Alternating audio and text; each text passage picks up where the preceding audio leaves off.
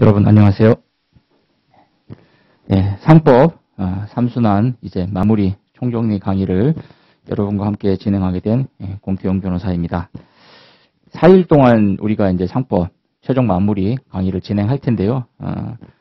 전체적으로 상법의 구조와 쟁점들을 한번 살펴보고 그 다음에 각각의 진도별로 선택형으로 주로 출제 가능성이 높은 정지문들 위주로 살펴보고 그 다음에 사례형으로도 이제 출제 가능성이 높은 부분들은 제가 선별해서 설명이 필요한 부분들은 여러분들에게 조금 더 설명을 해드리는 그런 방식으로 강의를 진행할 예정입니다.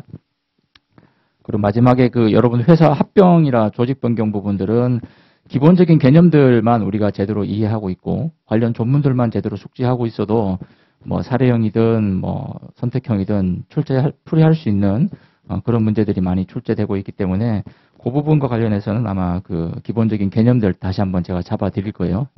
조금 어려워하시는 분들이 계셔서 합병의 개념, 삼각합병이라든지 뭐 교부금 합병, 그다음에 간이 소규모 합병 이런 부분들에 대한 개념, 그리고 회사 분할에 따른 책임 관계 이런 부분들이 중요한 쟁점이기 때문에 그 강의할 때는 조금 더 그 부분들을 설명해 드리도록 하겠습니다. 그리고 마지막 날에 이제 보험하고 어음수표가 예정이 되어 있는데 보험 어음수표 하자니 양이 많고 안 하자니 불안하고 그런 부분이잖아요. 그죠? 그래서 정말 출제 가능성 높은 부분들 위주로만 제가 딱 정리해서 이 정도만 보면 어차피 이제 대부분의 수험생들이 지금 상황에서는 보험 어음수표는 많이 힘들어하고 정리가 안 되어 있는 분들이 많기 때문에 기본적인 내용들만 우리가 파악을 하고 가자.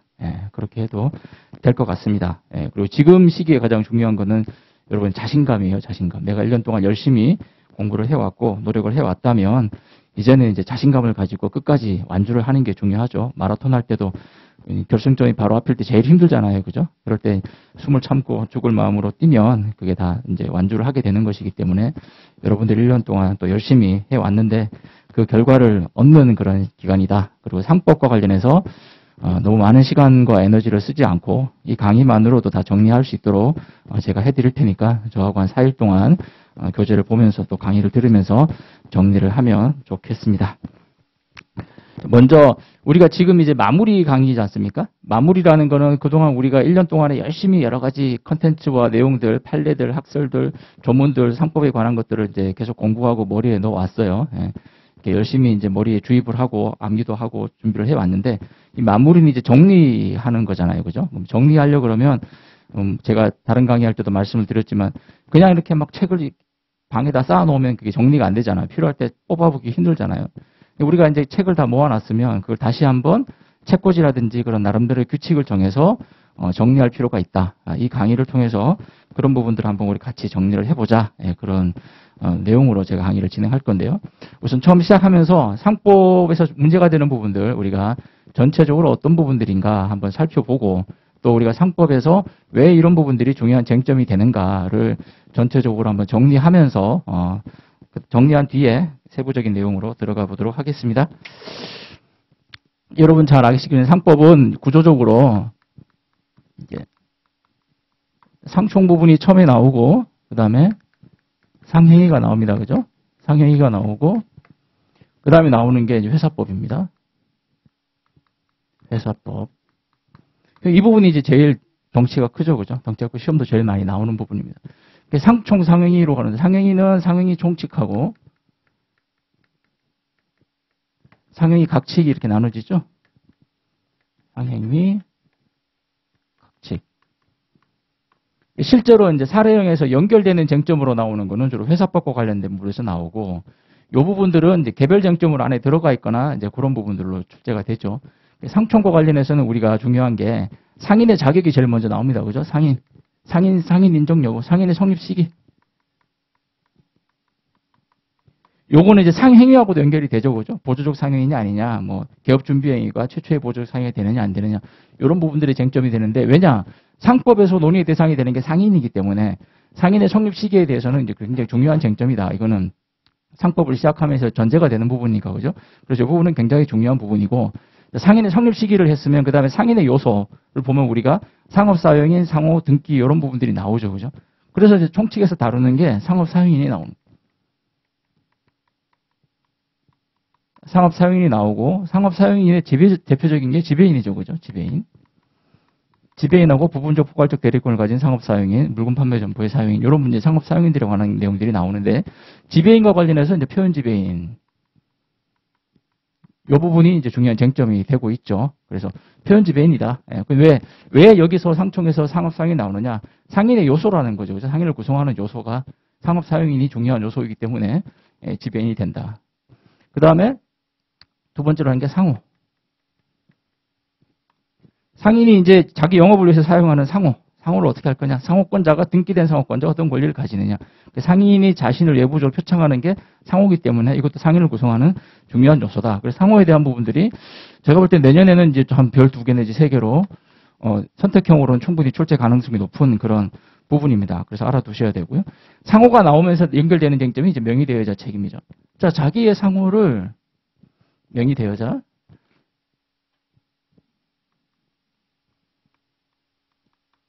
자기의 상호를 다른 사람으로 하여금 영업하는데 이용할 수 있도록 허락해 준 사람이 지는 책임. 이게 명의대여자 책임입니다. 그죠?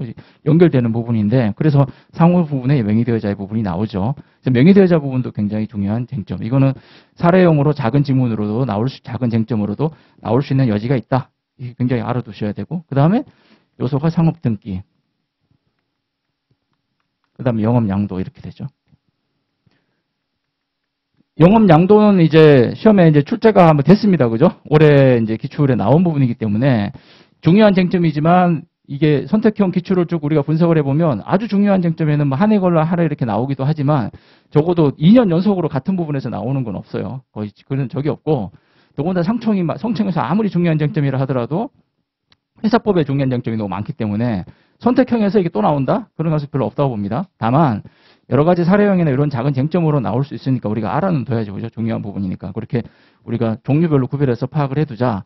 이 부분들이 이제 상총에서는 중요한 부분이다. 근데 제가 볼 때 선택형을 대비한다면 이제 뭐 상호 부분, 이런 부분들이 좀 이제 중요한 부분이 되고, 그 다음에 성립 시기 부분 당연히 이제 중요한 게 될 겁니다. 기본적으로 알아두셔야 되는 부분이겠죠. 그래서 대신 이제 그 상업 등기 부분도 보셔야 되는 부분. 왜냐하면 이제 등기 관련해서 법도 개정됐고 또 여러 가지 39조라든지 그런 부분들이 쟁점이 되고 있거든요. 그래서 상업 등기 부분 3가지 부분으로 보는 거죠. 상호, 성립 시기, 상업 등기. 제일 중요하다 그러면 상업 등기하고 뭐 상호 정도 보면 되지 않겠나 이렇게 생각을 합니다. 나머지는 이제 일반론적으로 우리가 파악을 해두면 되겠다. 네, 그렇게 보시면 될 것 같고요. 그다음에 상행위 부분으로 와서는 상행위 총칙이죠. 상행위 총칙 보면은 처음에 대리부터 쭉 나오는데 대리부터 이제 민총에 대한 특칙, 물권법에 대한 특칙, 뭐 채권법에 대한 특칙, 그다음에 상사매매 이런 내용들이 나오죠. 중요한 게 여기서는 이제 우리가 이번에 제가 볼 때는 꼭 시험에 나오는 게 상사소멸시효. 이 부분은 굉장히 중요하단 말이죠. 그죠? 상인이냐 아니냐에 따라서 이게 상행이냐 아니냐에 따라서 상사소멸시효 여부가 달라지는데 굉장히 중요한 쟁점이고 판례도 많이 있는데 이제 시험에 나온 지 꽤 됐거든요. 그래서 이번에 이제 이번에 이제 신모에도 나왔잖아요. 그죠? 상사 소멸시효를 사례별로 묻는 문제가 나왔는데 그렇기 때문에 이 상총 부분의 선택형으로는 상사 소멸시효의 부분 중요하다. 그래서 상사 소멸시효와 관련된 판례들은 여러분들이 각각 개별적으로 이게 몇 년이다. 이렇게 뭐 파악해 두실 필요가 있겠다. 그 다음에 상사 유치권. 뭐 상사 유치권은 이제 기본적인 부분이니까 상사 유치권과 그 다음에 상행위 각칙에 나오는 이제 그 상행위 각칙의 상행위 유형별로 인정되는 특별상사 유치권의 요건과 뭐 변련성이라든지 소유물을 요하느냐 이런 부분들에 대한 쟁점들 여러분 정리해둘 필요는 있겠죠. 별 하나 정도로 해서 우리가 파악을 해둬야 된다. 예. 그 다음에 뭐 유질계약, 연대 책임 쪽 이런 쟁점들이 있는데 이거는 뭐 읽어보시면 될 것 같고 그 다음에 중요한 부분이 이제 상사매매. 이 부분도 이제 중요한 쟁점인데 이미 시험에 출제가 됐기 때문에 다시 또 나오겠는가. 하지만 사례형 대비해서 그냥 봐두는 정도로 사례형으로 그냥 별 한두 개 정도 이렇게 봐두시는 정도로 체크를 하시면 되겠습니다. 그 다음에 우리가 봐준 익명조합하고 그 다음에 합자조합. 합자조합은 합자회사하고도 연결이 되니까 뭐 요거도 이제 그렇게 제가 볼 때는 가능성이 높지는 않지만 그래도 하나 정도로 해서 내용은 파악을 해둬야 된다. 파악을 해둘 필요가 있다. 이게 이제 상행위 총칙에 대한 부분이고 상행위 각칙. 각칙으로 오면 이제 대리상부터 시작해서 쭉 이제 우리가 이어지죠. 그죠? 상행위 각칙 부분에 나오는 각각의 그 상인의 유형들이 나오는데 대리상이 처음에 나옵니다. 대리상의 또 법률 관계, 그다음에 대리사항의 외부 관계 이런 부분들은 이제 알아둘 필요는 있겠다. 별 하나 정도로 우리가 체크를 제가 해드리고요. 그다음에 중요한 위탁매매. 위탁매매는 좀 봐둘 필요는 있는 것 같아요. 특히 이제 준위탁매매 관련된 판례도 있고 뭐 이렇게 해서 위탁매매 같은 경우에는 뭐 선택형으로 출제될 수 있는 판례의 소스들이 좀 있거든요. 그래서 이 부분들은 좀 봐두자. 그다음에 운송주선인, 운송인 이게 나오는데 이거는 이미 이제 출제가 된 부분이라서 요금이 좀 떨어진다. 거의 출제 안 되지 않겠나 선택형으로. 사례형으로도 연결되기 좀 쉽지 않고. 그래서 그냥 봐두는 정도 보시면 될 것 같습니다. 그다음 공중접객업 참고업 이런 게 쭉 나오는데 이 부분도 결국 공중접객업은 언제 임치를 인정할 수 있는가 그죠? 자동차 우리 여관에 호텔에 자동차를 맡겼을 때 언제 임치 관계를 인정할 수 있는가 그런 판례들이 쭉 나오는데 이번에 그냥 봐두시면 될 것 같고 제가 볼 때 이제 굳이 나온다면 이제 금융리스업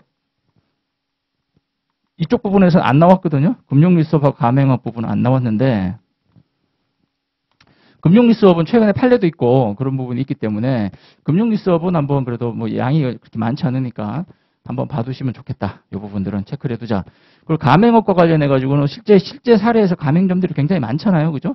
하지만 뭐 판례가 아직 많이 쌓인 게 아니에요. 근데 가맹업과 관련해서 이제 제가 강의할 때 들어 말씀드렸지만 나오는 게 그죠? 어드민피라고 해서 그 어드민피의 반환을 요구하는 부당이득을 반환 요구할 때 그 소멸시효가 몇 년이냐라는 거에 대해서 상사 소멸시효하고 연결해서 요거는 이번에 이제 이 신모에도 나왔습니다. 그죠? 시험이. 그래서 뭐 소멸시효와 관련된 부분만 체크해두면 되지 않겠나. 금융리스업은 좀 봐두시고 이 정도가 상총상행위 그리고 각칙에서 중요한 쟁점이고 우리가 살펴볼 부분이다. 이렇게 보시면 되겠습니다. 이쪽 부분은 주로 그래서 선택형으로 많이 출제될 가능성이 높고 그래서 이 부분들은 각각의 쟁점별로 내용들을 파악해 두시고 관련 판례들 체크하고 특히 이제 상사 소멸시효 부분은 굉장히 중요하기 때문에 여러분들 관련 판례들을 꼭 체크해 두셔야 된다. 그렇게 보시면 될 것 같고 사례형으로 굳이 나온다고 한다면 제가 뭐 집무할 때 뭐 이렇게 내긴 했지만 사례형으로 굳이 나온다고 한다면 연결하는 쟁점으로 뭐 맹위대여자 책임이나 이 정도가 뭐 사례형으로 연결돼서 나올 수 있지 않겠나 그렇게 생각이 됩니다. 그래서 맹위대여자 책임 요거는 사례형 대비 굳이 본다면 이렇게 보시면 되겠습니다. 메모하셨죠? 이제 회사법으로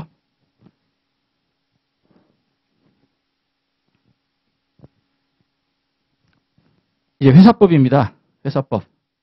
이제 상총 상행에 대해서 우리가 이제 전체적으로 개괄하고 중요도를 한번 나눠서 봤고 회사법을 보면 회사법이 거의 뭐 대부분이지 않습니까? 그죠? 회사법이 대부분인데 주로 이제 회사법은 사례형, 뭐 선택형은 관련 판례들을 우리가 체크하고 하면 되는데 사례형이 이제 굉장히 큰 지문이라도 이렇게 나온단 말이죠. 그죠? 그렇게 됐을 때 우리가 사례형을 어떻게 하느냐. 그러려면 이 회사법과 관련된 쟁점들이 어떻게 연결돼서 유기적으로 돌아가느냐는 걸 여러분들이 이해를 하셔야 돼요.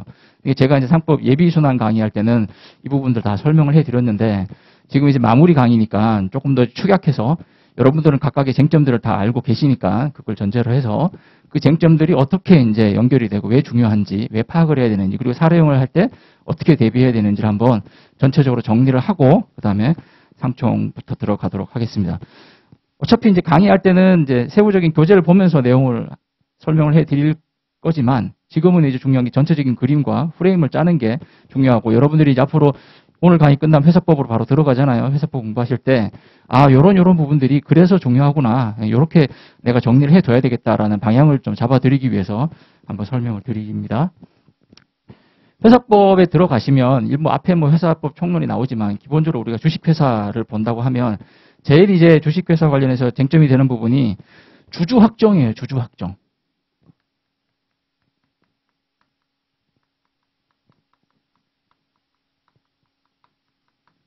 네, 주주확정. 왜 주주확정이 중요하냐? 보세요. 여러분 주식과 주주 부분이 제일 먼저 나오잖아요. 그죠? 주주확정이 제일 중요한 게 뭐냐? 주주가 누군지가 파악이 돼야 주식회사의 법률관계가 돌아가겠죠. 주식회사는 주주가 주인인 회사잖아요. 그죠? 쉽게 말해서. 그러면 주식회사의 주인이 누구냐? 그리고 주식회사의 모든 의사결정의 최고기관이 주주총회 아닙니까? 그죠? 그럼 주주총회가 과연 적법하게 열렸느냐? 주주총회 결의가 적법하게 이루어졌느냐? 그거를 판단하는 모든 기준이 주주가 참여해야 되죠. 그죠? 주주. 주주. 그래서 주주가 누군가를 결정하는 게 굉장히 중요하다. 그리고 소수주주의 소수주주권 같은 경우에도 그 사람이 주주이냐 여부가 굉장히 중요하죠. 그죠? 우리가 회계장부 열람 등사할 때 소수주주의 어떤 요건들, 대표 소송할 때 소수주주의 요건들, 모두 다 주주의 요건들이 문제가 되지 않습니까? 그죠? 그래서 상법에서 중요한, 회사법이 중요한 건 주주가 누구냐라는 걸 정해야 되는 거예요. 그러면 이 주주가 누군가가 정해지면 그 다음에 A가 주주냐, B가 주주냐가 문제됐을 때 대표이사가 주주총회 소집 통지를 만약에 A가 주주인데 얘는 주주가 아니고 B한테 했다 그러면 소집 절차 하자가 있는 거죠. 그죠? 주주총회에서 의결권을 행사하는데 A가 나와서 의결권 행사한 게 아니라 B가 나와서 행사를 했으면 내가 주주가 아닌데 그러면 주총 결의 하자가 있는 거죠. 그죠? 이런 식으로 이제 연결이 되는 쟁점들이에요. 그럼 모든 이 주총 결의 하자라든지 회사의 대외적인 책임의 전제가 되는 출발점이 주주 확정이다. 주주 확정이 문제다. 그러면 누구를 주주로 볼 것인가가 문제되는 쟁점들이 쫙 있습니다. 그 쟁점들을 여러분들이 이제 정리해 두셔야 된다는 거죠. 아, 이 쟁점들은 주주 확정에 관한 문제구나. 그러면 사례형에서 주총의 효력이라든지 여러 가지 문제가 나올 때 필연적으로 연결돼서 나오는 부분에서 누가 A에게 소집 통지했다, B에게 소집 통지했다, B가 나와서 의결권 행사했다, 적법하냐라고 물었을 때는 전제적으로 뭐가 가야 된다? 누가 주주냐, 그죠? 그걸로 가야 된다는 거예요. 그래서 주주 확정의 문제가 굉장히 중요하다. 그 쟁점이 나온다. 그래서 상법에서 회사법 할 때 나오는 1번이 가장납입. 그죠? 가장납입. 주식을 납입하는데 이게 돈을 실제로 안 내고 형식적으로 자금을 빌려가지고 돈을 냈다는 겁니다. 그럼 이 가장납입한 주주가 주주냐 아니냐. 그죠? 굉장히 문제가 탁설과 판례가 대립되고 있잖아요. 그죠? 이 가장납입의 경우에 가장납입한 주주의 자격을 인정할 것이냐. 이게 이제 중요한 쟁점이 되는 겁니다. 그 다음에 주권 발행. 회사가 주권을 발행했는데 주권을 발행했을 때 어떤 경우에 발행이 되느냐. 작발교우죠. 우리가 다 외우고 있지 않습니까? 주권을 발행했는데 주주가 아닌 자에게 주권을 교부한 경우에 그 사람이 과연 주주가 되는 주주권을 행사할 수 있느냐 여부가 쟁점이 되지 않습니까? 그죠? 이 주권 발행의 효력. 요게 관한 쟁점들이 여전히 또 문제가 되고요. 요것도 이제 주주에 대한 확정에 대한 문제고 세 번째 주권 발행 전 주식 양도. 이거 굉장히 중요한 쟁점이죠. 예. 주권 발행하기 전에 주식이 양도됐다. 원래 회사 성립이나 주권 신주 발행한 이후에 6개월 내에서는 6개월 내에 주권이 발행되지 않으면 주식이 양도가 안 되는데 6개월이 지나면 이제 하자가 치유가 되면서 지명채권 양도 방식으로 넘어갈 수 있잖아요. 그죠? 그렇게 했을 때 그러면 이 주권 발행된 주식이 양도됐을 때 양도 통지가 이루어져서 확정일자 있는 통지냐 아니냐에 따라서 제1양수인, 제2양수인 중에 누가 주주냐. 이게 문제되죠. 그죠? 이 부분도 마찬가지로 주주 확정에 관한 문제이죠. 누구를 주주로 볼 것이냐. 그래서 사례형에서 이런 부분이 나온다. 이런 표현들이 나온다라고 하면 아, 이거는 주주 확정에 관한 문제니까 여기에 대한 부분들 쟁점을 정리해주고 가야 되는구나. 그렇게 파악하시면 되는 거죠. 네 번째. 실질주주와 형식주주. 이게 뭐냐. 타인의 명의, 그죠? 타인의 명의, 타인의 동의를 받든 동의를 받지 않든, 승낙을 받든 승낙을 받지 않든, 실제로 주식을 인수하는 자가 따로 있는데 다른 사람 명의로 주식을 인수했을 때 누구를 주주로 보느냐 판례들이 있죠. 그래서 이 부분도 그럼 누구를 주주로 보느냐에 관한 쟁점입니다. 그래서 중요한 쟁점이니까 같이 판례가 있으니까 알아두셔야 되고. 다섯 번째, 우리가 이제 전원합의체 판결이 나왔죠, 그죠? 그래서 명의계에서 미필주주,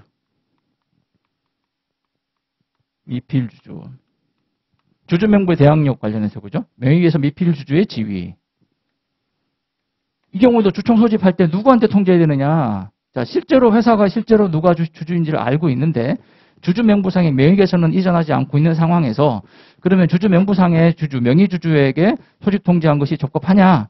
아니면 회사가 알고 있었던 경우에는 알고 있었던 주주에게 해야 되느냐. 뭐 이런 부분들이 이제 전원합의체 판결을 통해 정리가 됐잖아요. 근데 아직 출제가 안 됐어요. 이거 굉장히 중요하겠죠. 제가 볼 때는 뭐 굉장히 출제 가능성이 높다. 이건 이제는 사례형으로 나올 때가 무르익었다. 꼭 정리해둬야 된다. 근데 이 부분도 주주 확정에 관한 문제라고, 그죠?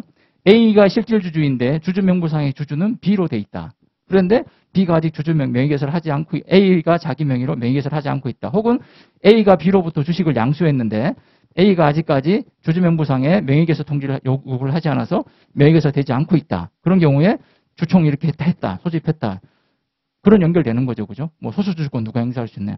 그런 쟁점으로 다 연결되는 거고, 이 쟁점과 관련해서는 명의개소도 또 하나의 쟁점이 되는 거예요. 그죠? 명의개소를 그럼 어떻게 요구할 수 있느냐? 명의개소를 요구할 수 있는 주체가 누구냐? 이런 부분들. 회사가 명의개소를 거절할 수 있는 경우는 언제냐? 이 명의개소와 관련된 쟁점하고도 연결이 되기 때문에 이 주주 확정의 쟁점 중에 명의개소 미필 주주의 지위 굉장히 중요한 쟁점이고 뭐 거의 뭐 이제 시험 나올 때가 익었다라고 생각이 됩니다. 그 다음에 자기주식 취득.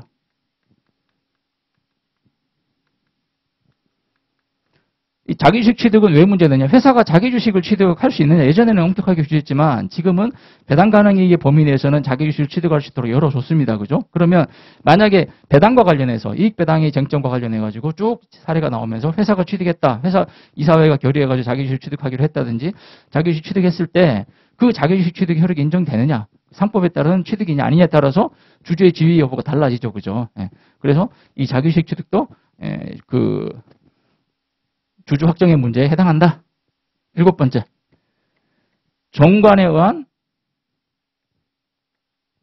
주식 양도 제한.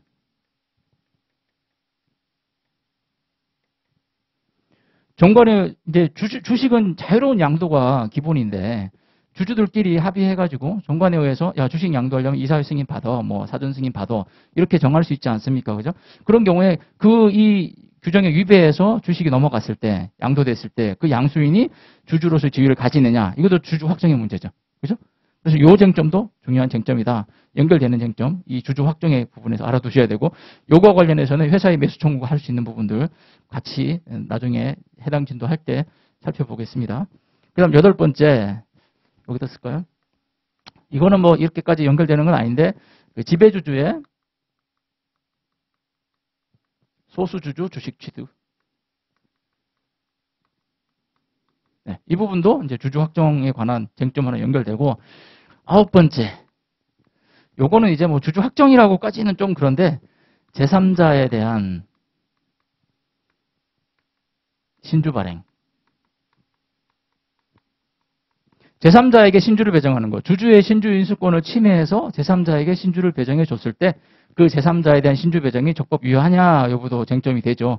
그래서 그 사람이 과연 주주냐 아니냐 여부도 쟁점은 되는데 뭐 이 부분은 신주 발행은 이미 이제 시험에 나온 부분이 있고 하고 또 이쪽으로 직접 연결되기보다는 뒤로 이제 신주 발행 효력과 관련해서 오히려 더 문제될 소지가 있기 때문에 여기서는 핵심 쟁점은 아닌 것 같고 그래서 제가 볼 때는 여기서 꼭 알아두셔야 되는 게 이 명의개서 미필주주 지위하고 실질주주 형식주주 이 부분들은 이제 여러분들 이제 꼭 아셔야 된다. 예. 이 부분들은 반드시 연결되는 쟁점이거든요. 꼭 정리를 해 두셔야 되고 주권 발행 전 주식 양도도 판례들이 많이 있기 때문에 대항력과 관련된 판례도 민법의 법리와 연결해서 물어볼 수 있는 부분이기 때문에 여러분들이 이제 꼭 알아두셔야 된다. 그다음 하나 더 추가하면 이제 선의취득, 주권 선의취득, 주권 발행과 관련해서는 선의취득 같은 쟁점이 연결되죠, 그죠? 선의취득할 수 있는 선의취득이 인정되느냐, 선의취득으로 주주냐 아니냐, 이 부분들을 이제 물어볼 수 있다. 그래서 이게 다 주주 확정에 관한 문제예요. 그럼 이게 해석법에서 주식과 주주 부분에서 문제되는 쟁점들입니다, 그죠? 이 부분들만 이렇게 우리가 해석법 관련해서는 이 주주와 신주 주식 부분에서 이것만 정리하자. 정리해두고 대신 정리하되 우리가 어떻게 해야 되냐? 그냥 막 이사 책임, 이사의 의무 이런 거 연결하는 게 아니라 이게 이 주주 확정에 대한 이슈다. 그렇게 머릿속에 칸을 쳐두자는 거죠. 그죠? 이제 그렇게 정리해 두시면 될 것 같고요.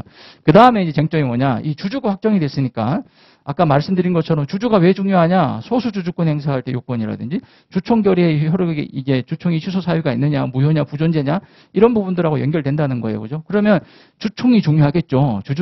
주식회사니까. 주총 관련된 이슈. 주총 쟁점입니다. 주총 쟁점. 그래서 이제 상법이나 교재를 봐도 주주가 나온 다음에 주총이 나오는 거죠. 그죠? 주총이 나오는데. 그래서 1번 중요한 게 주총 소집. 주총의 하자를 따지려면 소집 절차가 적법하냐. 그 다음에 두 번째, 결의 내용, 그죠? 주총 결의 내용. 결의 내용이 적법하냐. 이 두 가지예요. 그죠? 문제에서 주총 결의가 적법하냐, 주총 결의가 유효하냐, 뭐 이렇게 물었을 때 소집 절차하고 내용 부분이 나눠줘야 되겠죠. 그죠? 근데 소집 절차 부분에서 뭐가 연결된다? 필히 반드시 이쪽으로 연결될 거예요. 소집 절차와 관련해서 뭐니까 일단 이사회 주총을 소집하는 이사회 결의가 있어야 되겠죠. 그죠? 예. 주총을 소집하는 이사회 결의가 있어야 되고 두 번째 주총 소집 통지. 이 주총 소집 통지가 적법하냐 안 하냐 이 부분들이 문제가 될 겁니다. 그죠? 그다음 세 번째 소집 절차 하자의 치유.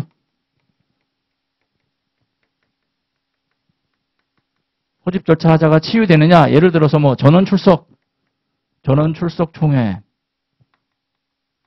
주주 전부에게 통지가 안 됐는데 전부 다 나와서 괜찮다 뭐 이렇게 했다든지 뭐 1인 회사라든지 이런 부분들이 이제 주총 소집 절차와 관련된 이제 하자 부분이다. 절차와 관련된 하자 부분. 자, 그러면 이 이사회 결의와 관련해 가지고 이사회 결의 적법하게 이루어져야 될 거 아닙니까? 주총 소집하려면. 그럼 이사회 결의 부분에서는 이사회 결의의 유효 적법 여부가 또 쟁점이 되겠죠. 그건 이사회에 따로 보겠지만 여기서 이사회 결의 적법 유효. 요것도 관련 쟁점으로 들어간다. 자, 그러면 결국은 이사회 결의 부분은 이사회가 제대로 소집됐는가 그 이사회 결의 쟁점만 보면 되는 거고 주총 소집 통지 여부는 주주 확정의 문제로 연결해가지고 주주에게 제대로 통지가 됐느냐 보면 되는 거고 소집 절차상 하자도 전원 출석 1인 회사니까 이 회사를 1인 회사로 볼 수 있느냐 전원 출석하는 걸로 볼 수 있느냐 전원 출석에 의해서 승인이 있었느냐 1인 회사 주주의 동의나 승인이 있었느냐 여부도 주주 확정하고 연결되죠. 그죠? 그렇게 연결해서 여러분 꼭 보셔야 된다. 예. 그 다음에 주총의 결의의 내용과 관련해가지고는 요건 이사회에서 정하는데 쟁점이 되는 게 이건 큰 쟁점은 없습니다. 상장회사 이사 감사 선임할 때 미리 알려줘야 된다. 그 경력이나 이런 사항들 알려줘야 된다. 감사 선임 안건. 요 안건이 있고 그다음에 결의 내용과 관련해서는 주주 제한. 그죠? 주주가 이런 내용 우리가 결의합시다. 예, 주주 제한 이런 내용들이 있다. 네, 이런 내용들 정도 보시면 되겠습니다. 그리고 결의 내용과 관련해서 이제 또 체크해 두셔야 되는 게 이쪽으로 넘어옵니다. 넘어와서 제일 우리가 주총 결의 대상이냐 아니냐. 어떠한 사항이 주주총회 결의 대상이냐 아니냐가 영업 양도하고 중요재산, 그죠? 중요재산 처분. 요거는 주총 결의를 받아야 되는 거로 이제 정리가 되어 있잖아요. 그러면 이런 행위들을 할 때, 회사가 이런 행위들을 할 때 주총 결의가 없었다라고 하면 이게 이 양도의 효력이 유효하냐? 그럼 문제가 나오겠죠. 이러한 영업 양도가 유효하냐? 혹은 뭐 자산의 처분이 유효하냐? 자산 처분에 따라서 뭐 대금의 지급을 청구할 수 있느냐? 뭐 여러 가지 그런 질문이 그렇게 나온다면 결국은 요 내용들, 주총 결의의 내용과 관련된 중요한 쟁점 사항들이 주총 결의가 이행이 됐느냐 여부를 물어보는 문제다. 그래서 요거는 내용과 관련된 부분들이 이제 문제된다. 세 번째. 주총에서 제일 중요한 게 제가 볼 때는 이제 출제 가능성이 높은 부분이 뭐 이 부분은 좀 봐야 되지만 뭐 상대적으로 본다면 의결권 행사.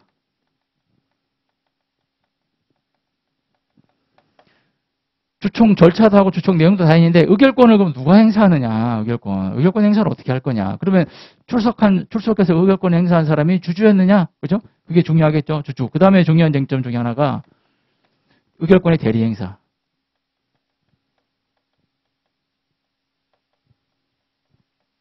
그죠? 의결권을 이제 위임장을 줬을 때 어떻게 주느냐. 그 다음에 이 대리인의 자격이 주주로 제한할 수 있느냐. 정관상 주주로 제한하는 게 유효하냐. 이런 다양한 의결권 제한에 관한 쟁점들이 많이 있습니다. 그래서 의결권 행사에 대한 부분들 중요한 쟁점이니까 꼭 우리가 사례형 대비해서 봐둬야 된다. 두 번째, 그다음 불통일 행사. 두 개 이상의 주식을 가진 주주가 의결권을 불통일 행사하려면 불통일 행사에 대한 회사에 대가 통지도 해야 되는데 그 위반한 경우 어떻게 되느냐 여러 가지 쟁점들. 요 연결되는 두 개의 판례입니다. 판례에서 하나의 판례에서 연결되고 있는 쟁점이기 때문에 의결권 행사에 대한 부분도 굉장히 중요하다. 그다음 의결권 행사와 관련해서 의결권이 제한되는 부분이 있죠. 의결권이 제한되는 부분. 주주의 의결권 제한. 의결권 제한. 의결권 제한과 관련해가지고 1번 상호주. 그죠?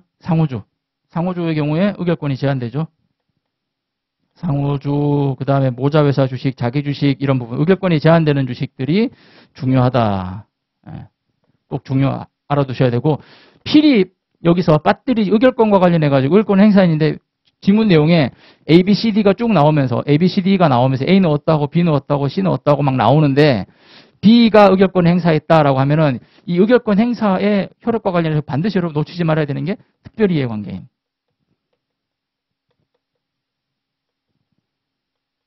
특별이해관계인이죠. 해당 결의에 대해서 개인적인 이해관계를 가진 자는 의결권이 없잖아요. 이 특별이해관계인의 이슈는 굉장히 중요하다. 그리고 주총 결의와 관련해가지고 A, B, C, D, E, F 쭉 나오는데 A가 무슨 개인적으로 연결됐고 A의 자식이고 A가 뭐 B의 자식이고 아들이고 이렇게 연결된다든지 그런 표현들이 나오면 이거는 특별이해관계인이 물어보는 거다라고 반드시 기억을 하시고 의결권이 적법하게 행사됐느냐 여부에 대해서는 꼭 체크를 하셔야 된다.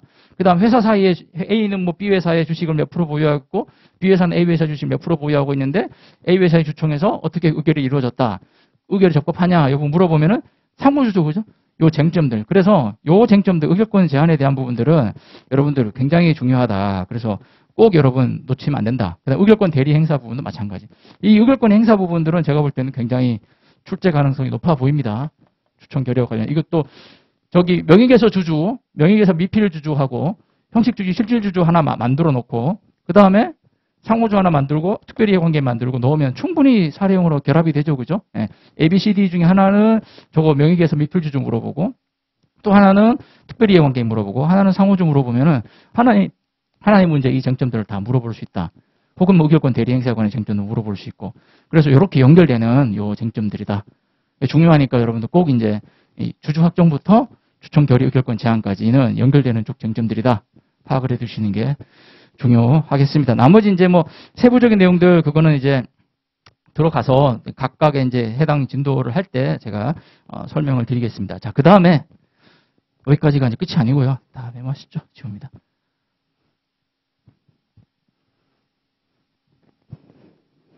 그 다음에 이제 사례용으로 보통 이제 묻는 게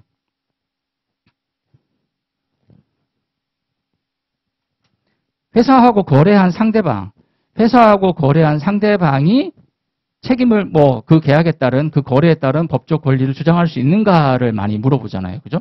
예, 뭐 A 회사와 거래한 갑이 뭐 매매대금을 청구할 수 있느냐, 공장을 매수한 갑이 뭐 매매대금 청구할 수 있느냐 이런 식으로 이제 물어볼 때 결국은 회사가 책임을 져야 되느냐, 회사가 그 거래에 따른 법률 효과를 부담하느냐의 문제가 나오잖아요. 그게 이제 중요한 하나의 카테고리거든요.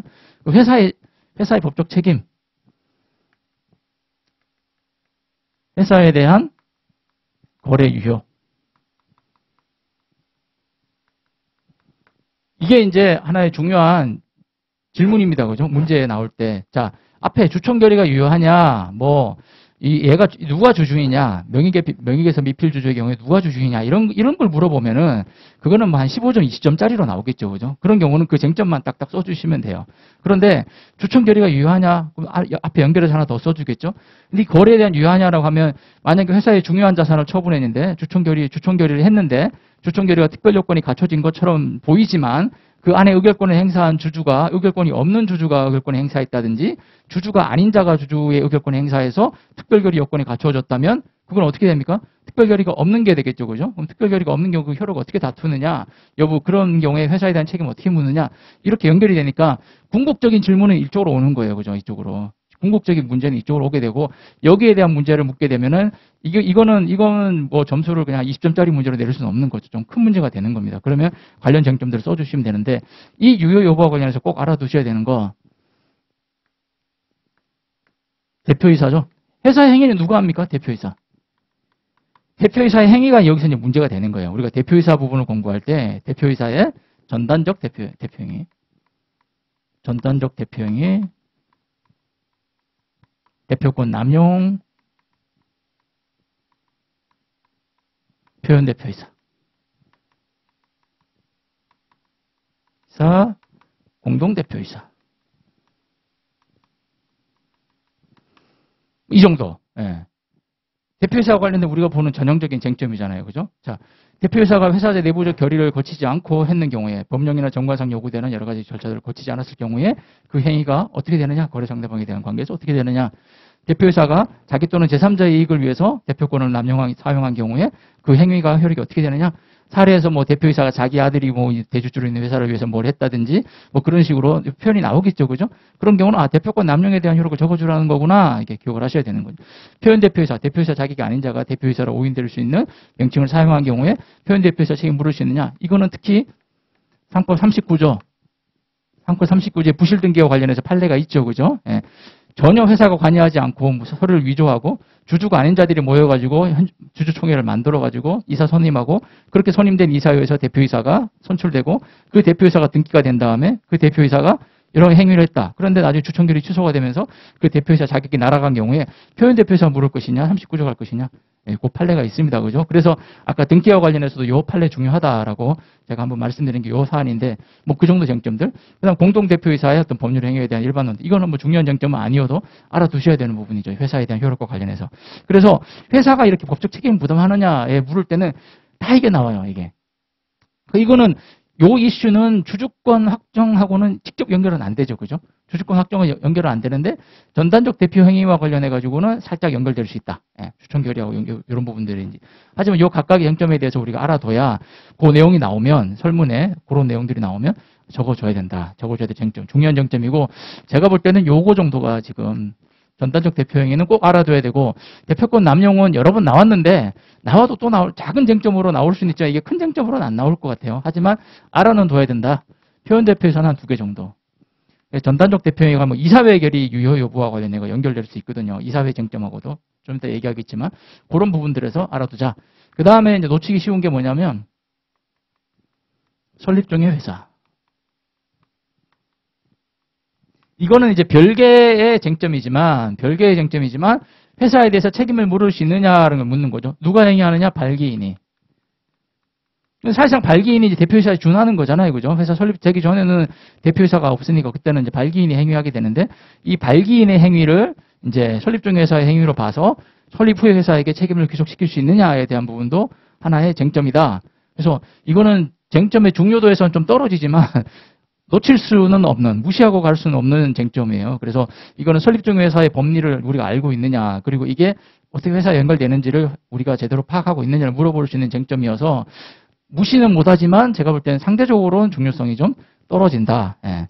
이 정도 이제 회사에 대한 책임 여부는 봐두시면 되겠습니다. 그래서 그럼 결국은 대표이사와 관련된 거 다 했잖아요. 그죠, 여러분? 그죠? 주총 정리 다 됐고, 대표이사 다 됐고, 주식관계 다 됐고.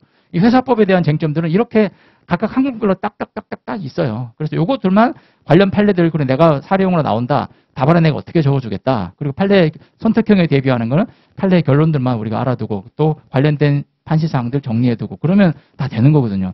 너무 세부적으로 가지 말자. 제가 늘 강의하면서 말씀드리지만 상법을 너무 지연 말단까지 들어가가지고 알려고 하면 시간이 많이 드는데 물론 거기서 하나 나오면 맞출 수 있겠지만 그거는 이제 비용 대비 효율이 너무 떨어지는 거잖아요. 우리가 상법을 다 뭐 17문제 선택형 다 맞춰야 되는 것도 아니고 사례형 100점 다 쓸 수도 없어요. 그죠? 우리가 잘 알지만 답안을 보고 써도 1시간 안에 100점 못 맞습니다. 그죠?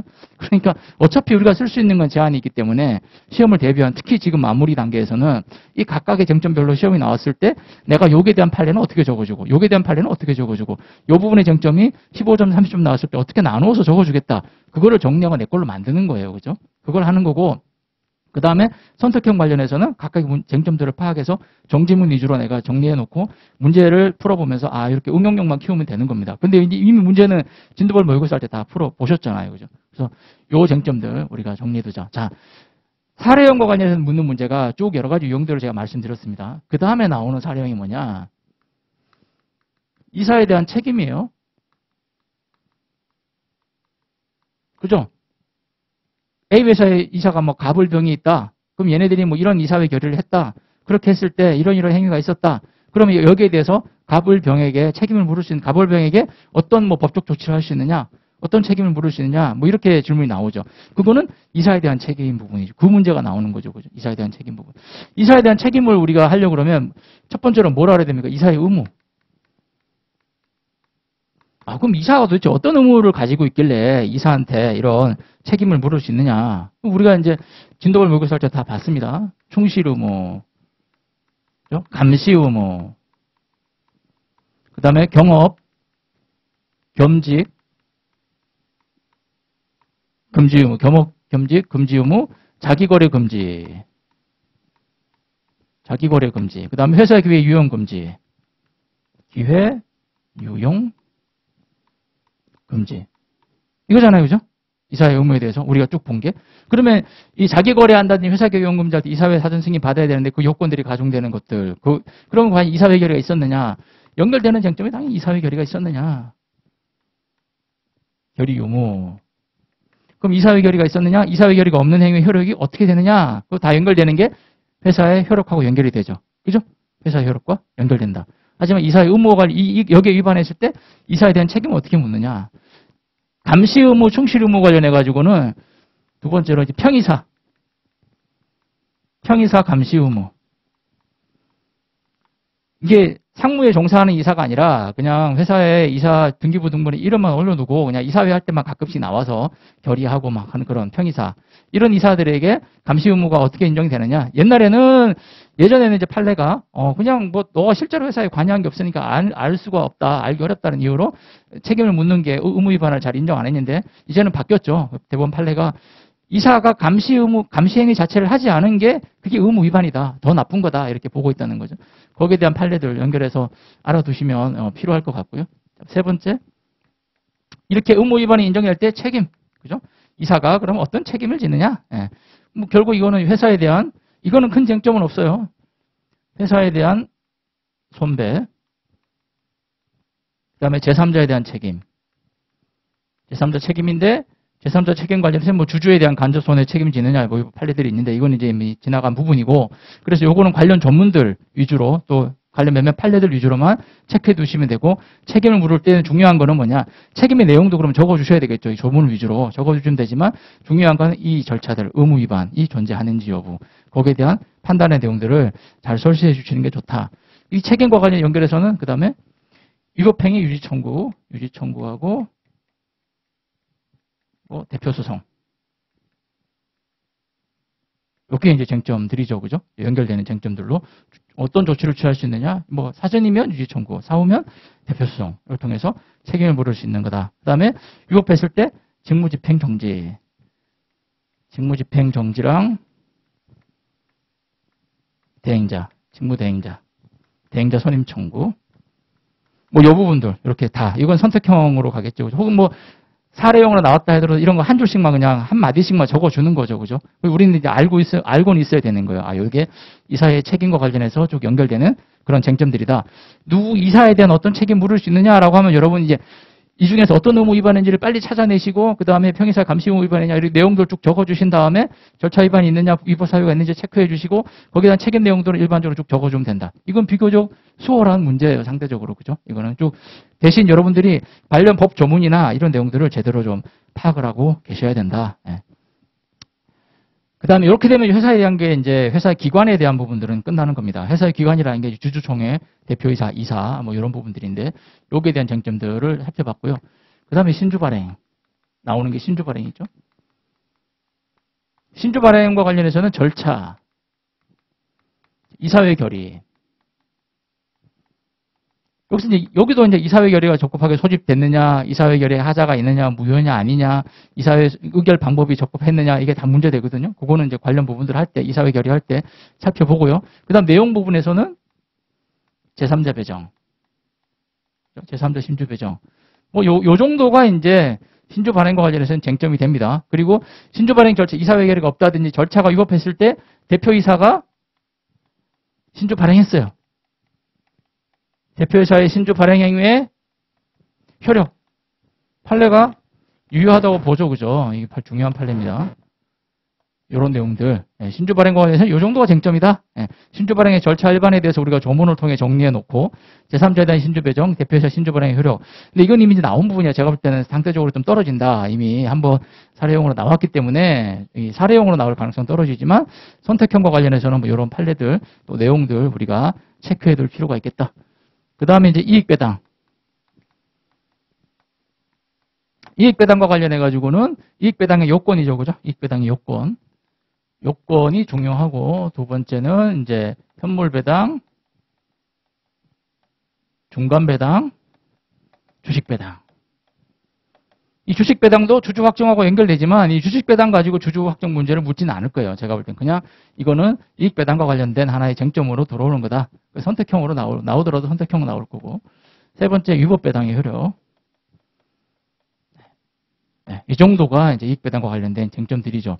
이 정도만 파악해 두시면 된다, 여러분들이. 예. 나머지는 이제 합병, 뭐 조직 변경 뭐 이런 건데요. 그다음에 회사 분할 이건데 그거는 그 아까도 처음에 말씀드렸지만 합병, 회사 분할, 뭐 이런 주식 교환, 주식 이전 이런 부분들은 사례형으로 깊이 들어가서 이렇게 묻기보다는 기본적인 그 합병의 개념들 그리고 이 조직 변경의 개념들을 우리가 알고 있느냐 그리고 관련 전문들을 잘 찾아서 정리할 수 있느냐는 정도만 해두면 뭐 될 것 같습니다. 자, 네, 이 정도가 이제 저희가 회사법 관련 쟁점들을 살펴보고 한번 정리를 해봤습니다. 그래서 쭉 한 40분, 50분 정도 설명을 드렸는데 이 정도가 상법이 다예요. 여러분. 이 정도 설명드린 게 상법 쟁점이 전부 다거든요. 그러니까 상법이 뭐 깊이 들어가서 많이 하려고 그러면 분량이 끝도 없지만 이 정도만 정리하고 그 안에서 내가 핵심 쟁점들만 내 걸로 만들어서 하겠다라고 하면 거의 뭐 한 10페이지, 20페이지 안으로 다 줄이겠죠. 시험 대비용으로는. 그럼 그 전날 다 시험 보기 전날 다 볼 수 있는 거고 거기에서 벗어나는 그런 이슈다. 그거는 여러분들이 기억 안 나면 다른 분들 기억 안 날 가능성이 커요. 그죠? 예, 그런 생각을 가지시고 중요한 거 핵심 위주로 정리하고 요 전체 틀 안에서 그 사례들 한번 다시 한번 보세요. 그럼 여러분들 지금까지 풀어봤던 사례들을 문제를 다시 한번 보고 해설을 다시 한번 보면은 다 이 쟁점 안에서 돌아가는 거예요. 거의 대부분. 여기서 벗어나는 물론 뭐 세부적인 게 있긴 있지만 소위 불이탈하고 하는 그런 세부적인 예상치 못했던 좀 마이너한 부분에서 지엽적인 부분에서 나오는 것들은 마찬가지로 다 똑같고 그런 문제들은 조문만 잘 찾으면 된다. 그런 문제들은 당황하지 마시고 그런 문제 나왔을 때는 해당 조문을 잘 찾아요. 법전에서 찾아서 그 조문의 내용들 위주로 여러분들이 지금까지 공부해 오신 게 있잖아요. 다 요것만 딸딸딸딸 한 게 아니잖아요. 그래도 기본적으로 암기장을 보든 뭘 봐든 기본서를 보든 강의를 듣고 특히 뭐 제 강의 쭉 따라오신 분들은 여러 번 이제 반복해서 봤단 말이죠. 그러면 그런 부분들은 조문만 봐도 내용이 기억납니다. 그래서 그 정도 내용만 적어주면 된다. 예, 그런 마음으로 정리하시면 좋겠다. 예, 그렇게 하시면 상법에서 크게 망하는 일이 없으실 거예요. 물론 이제 상법에서 뭐 만점 맞고 상법을 전략 과목으로 채택하시는 분들은 더 깊게 보셔야 되겠지만 내가 상법을 전략 과목이 아니라 상법에서 한 중상 정도 내가 받겠다. 이 정도만 잘 써도 제가 볼 때는 중상 충분히 받으실 수 있다. 그리고 이게 다 논리적으로 연결되는 거기 때문에 답안을 이 논리 구조에 따라 작성하시면 답안의 이미지가 굉장히 좋거든요. 그리고 누구나 예상할 수 있는 그런 쟁점이 나왔을 때는 중요한 게 사례형에서는 사안의 포섭이다. 예. 구체적인 사실관계를 제대로 포섭을 해서 여러분들의 말로 넣어주는 거. 사례 포섭 연습을 또 하셔야 된다. 그 부분들. 마지막에 이제 사례 풀어보실 때는 문제에 따라서 쟁점이 많은 것들은 다양한 쟁점이 섞여 있는 문제들은 그 쟁점들을 위주로 적어주는 게 중요하고 쟁점이 빤하다. 그런데 이게 너무 누구나 알 수 있는 문제다. 이거는 평이한 문제다라고 하면 여러분들 자세히 적어주면서 사안 포섭을 잘 해주셔야 된다. 그리고 답안의 논리 구성에 조금 신경을 쓰셔야 된다. 뭐 그 정도 하시면 되지 않을까 싶습니다. 네. 50분 정도 좀 안 되게 지났네요. 한번 10분 정도만 쉬었다가 10시부터 10분 정도 쉬었다가 10시부터 저희 이제 정지문의 맥 해서 상법 총칙부터 세부 쟁점 살펴보도록 하겠습니다.